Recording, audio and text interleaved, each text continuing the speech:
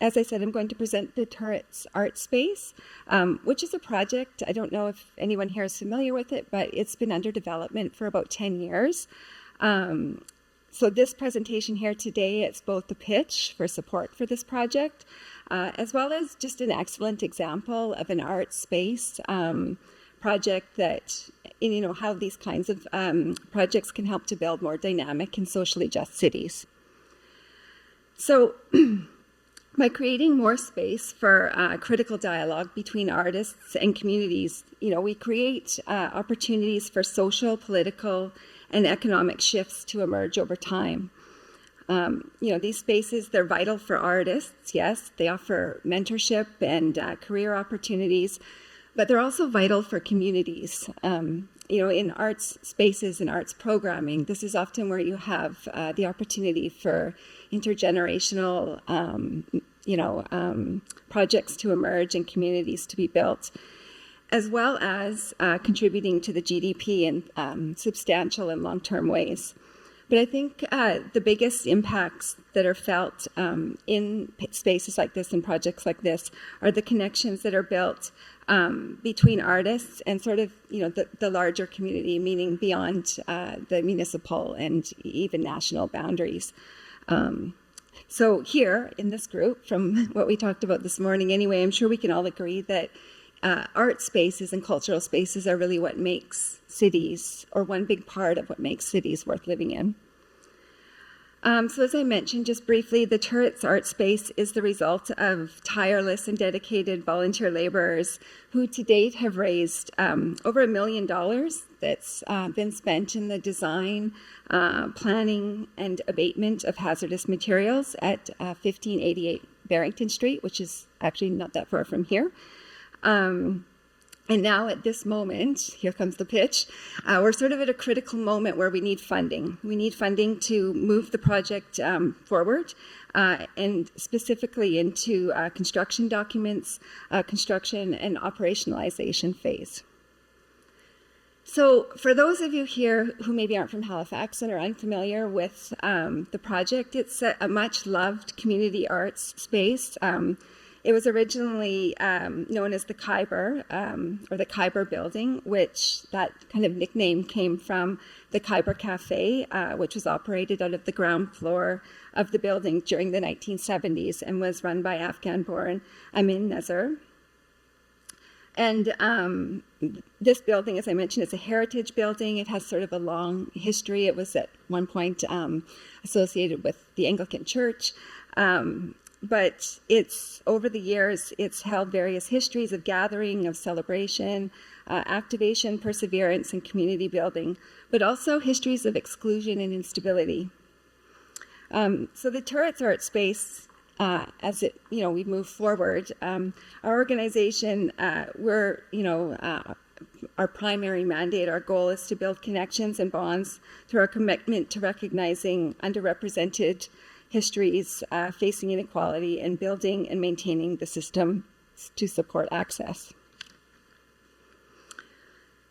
So again, I've mentioned this already, but at this moment in time, we have an urgent need for funding, but I think more broadly, no matter where we're from, we can see that there's an urgent need for expansion in the arts, culture, and social spaces in cities and outside of cities. And like many cities, Halifax at the moment, we've talked about this already today, but it's growing at an unprecedented rate. And with this growth, we're seeing the loss, the acute loss of arts and cultural spaces who are unable to access the cost of new development. And we're also seeing very little priority given to the protection and support for these spaces. And this is, an ongoing problem for artists and the community at large. But really what this presentation focuses on today is the second part of this problem here, which is to think about how art spaces and how, really the systems that our cities and our societies need to support the livelihoods of artists, and the impact of not doing that. So I'm going to show you like a lot of statisticky slides, but we've used some nice colors and that, so hopefully they're a little more engaging to look at. But here, thorough market research has been conducted. You can see some of the reference points at the bottoms of these slides. And some of the statistics shown here are the key barriers to expansion. So if we look at the statistics on this slide, we can see that economically, over here in this first area, there's a deficit in the contributions of the cultural sector. So this first bar here is looking at the imports of culture, and we can see Nova Scotia, or this region in a Canadian context, is trailing by 30%, which compared to the national average here, it makes some sense given the demographics and population in this region. But then when we hop over to this statistic, which is cultural exports, so you can think about artists developing a career to the point where they can share their work internationally, for example. This is where the statistic is very grim.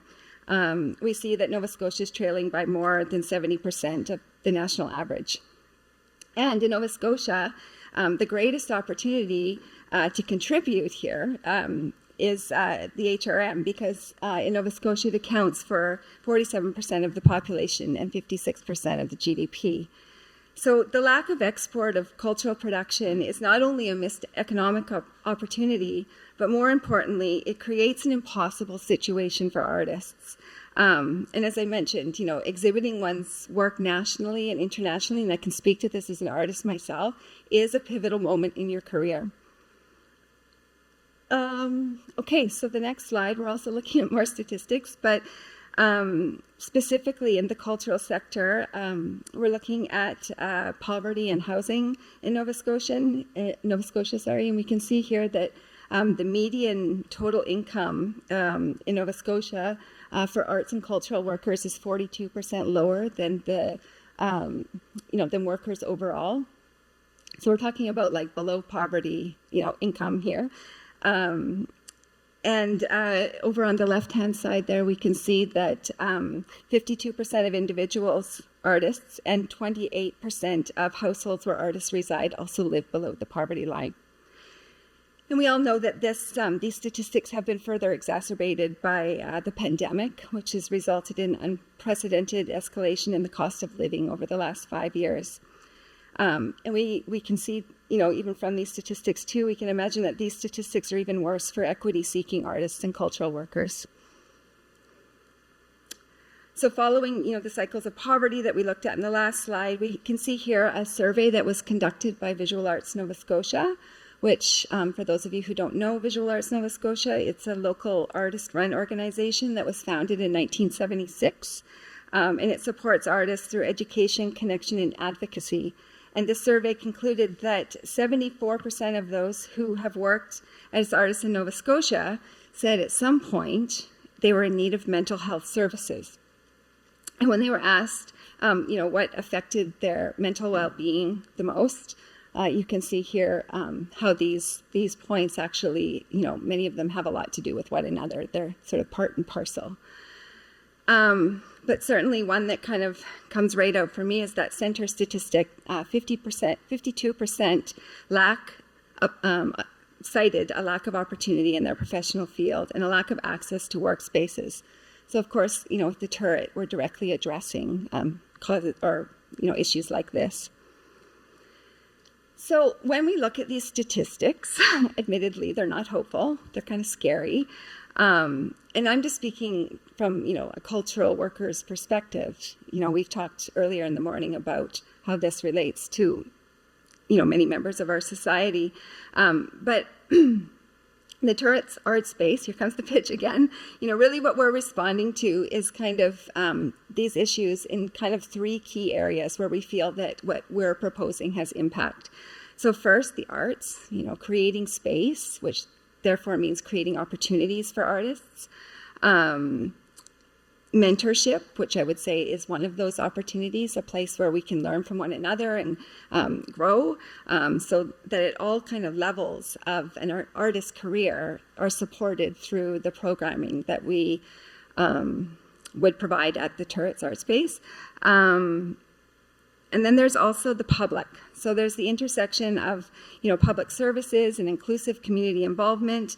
And you could even extend that notion of the public to the building itself. It's a heritage building, a historic space. And so seeking to kind of renovate or adapt that space to an art space is a way of also thinking about the impact on a public level. Okay, so again, back to some statistics, but we well know here that cultural events and programming are an important, part of what draws us to live in cities. And if you look down at the bottom here, we have, another kind of statistic that indicates that the people who, would be moving or living in cities and, not coincidentally, people who would be using a space like the art space. Not that it's only, this age demographic, but certainly the 15 to 34 age range would be more likely to spend money on arts and culture than any other demographic in Halifax. Also the same demographic that would be represented by living in the downtown core. So the Turrets Art Space as a project would be a keystone in the ongoing revitalization of the downtown. We like to think of it as breathing life back into the Barrington Street corridor, which for anyone who's lived here in the past 10, 15 years has known that space to be quite vacant at times. And not to mention, there's a lot of kind of synergies as well with the mandates and the goals of the HRM in developing a cultural sector in the downtown. So for example, for those of you, again, not from here, Halifax has quite a few universities. We also have a number of public arts institutions, like any city.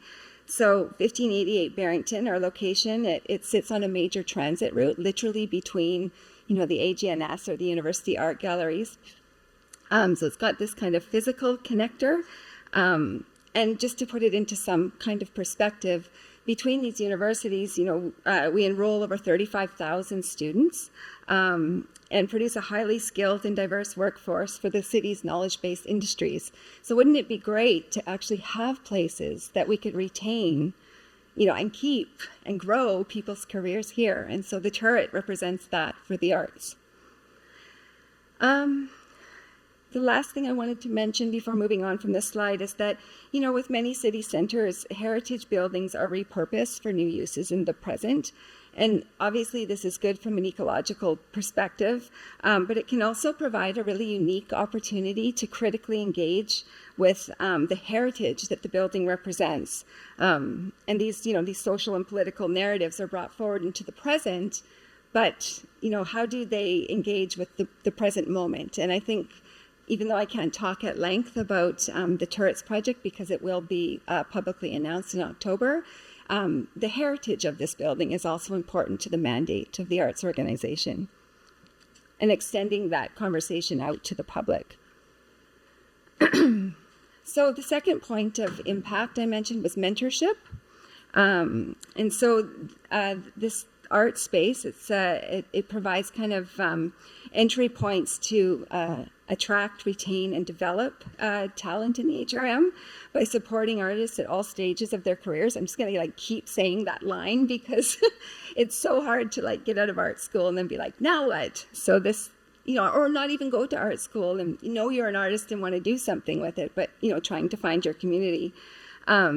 So by this kind of mentorship, really in terms of addressing the issue of artistic and cultural export, that dire statistic we looked at, this is really a way of, helping artists to achieve these milestones and then exhibiting on international and national levels. Good for the artists, great for Halifax, for bringing in people, cultural workers working at these levels. I mean, we can obviously understand the benefit of that. So we could be known, for these things in Halifax. So here I kind of wanted to just give a little bit more kind of information or detail, I guess, on what I mean by the ways in which the full life cycle of the artist is supported. So again, without giving away key information or specific information that will be released in October, but the Turret, it seeks to kind of serve a at youth risk through programming, hosting in multi-purpose spaces that are technically equipped for experimentation, creation, and presentation. So a lot of what I mean by that is that, you know, and I don't know who makes art in this room, but maybe you make movies or something. You need to work with the tools that are going to be that which, you know, your work is exhibited or shown to a public. We could look at the same thing for like, you know, more socially focused art practices. So having a center that's equipped with mentors, with tools, with spaces, technology to do these things is vital to really growing and supporting people who come through these spaces. But at the end of the day, we do seek to kind of build those experiences and those opportunities across communities of youth, artists, you know, older people. So in an artist's career, usually you start as emerging and then you become established. There's sort of a trajectory that involves. But the programming in the exhibition space, so when you go to an exhibition, somebody has sat down and thought about, you know, what that will be about, how it will be put together, that emerging artists are supported with opportunities to have those exhibitions, to show their work, and also to be mentored along the way. And then established artists coming into the space through what we've, you know, identified, planned, designed as an international residency program. So yeah, it's sort of a space that in supporting this idea of livelihood is an opportunity for skills building, for sharing, for creating access and support, really. You know, we were in a space last night, for those of you who were there, that was all about, you know, here, you need a place to work, you need a place to come meet your people, to network, etc. The same goes for the arts. It's a career like any other. And getting just to the end of our presentation here, you know, there's benefits to supporting artists at all stages of their career. For the larger community, the artist not only gives them opportunities and access to new funding streams, but you know, there's an economic kind of impact as well that currently I think is being, you know, missed out on from a city perspective. So we're back here at this horrible doomsday statistic, and you can see, you know, the missed opportunity here. So we've mentioned these points a few times now, but all to say that supporting the livelihoods of artists the benefits extend beyond the value to the artist. So for the City of Halifax, the arts, entertainment, and heritage sectors are a strength for Halifax because they attract visitors to the region and they contribute to an excellent quality of life. The Turrets Art Space is aligned with the city's goals, as you can see here. So we've got on the right-hand side, the Arts District, Interpretive Master Plan, Cultural Facilities Plan, and Public Art Master Plan. In the various ways. So I've mentioned the building, an iconic and historical place. We're looking at an adaptive reuse project here of a culturally significant property. And then also ensuring kind of the ongoing program, like one of the goals of the art space is to never have, you know, a day go by where there isn't something to go and see and do here. So we can imagine how that extends, you know, to tourism, which is always, you know, I feel like a big economy that we're catering to. So that's the last point, maximizing engagement, all seasons, day, evening, intersectional, intergenerational, a place that's open and, open access and invites everybody, a welcoming space. But all of it done through programming in the arts. So whether that's supporting, you know, youth who are at risk, or building an artist's career, or space that the community, larger community, can rent out. This is the kind of space that we are trying to build. So at the moment, again, here's the pitch. The immediate funding need that we have, excuse me, is to get the project shovel ready. So for the doors to be able to be opened, in the background, there's a lot of planning with finances or economic planning, as well as, am I over time? Sorry, I'll hurry up. Sorry, I just lost my train of thought there. But these are kind of the economic collaborations that we need at this moment in time to move the project forward. So we hope that you'll follow us, and if you want more information or how to get involved or want to look us up, the website is up here. You can look at our Instagram handle. You'll find on the website we're on LinkedIn, Facebook, you name it. And come to the public launch in October. Keep your eyes peeled for that. Thank you.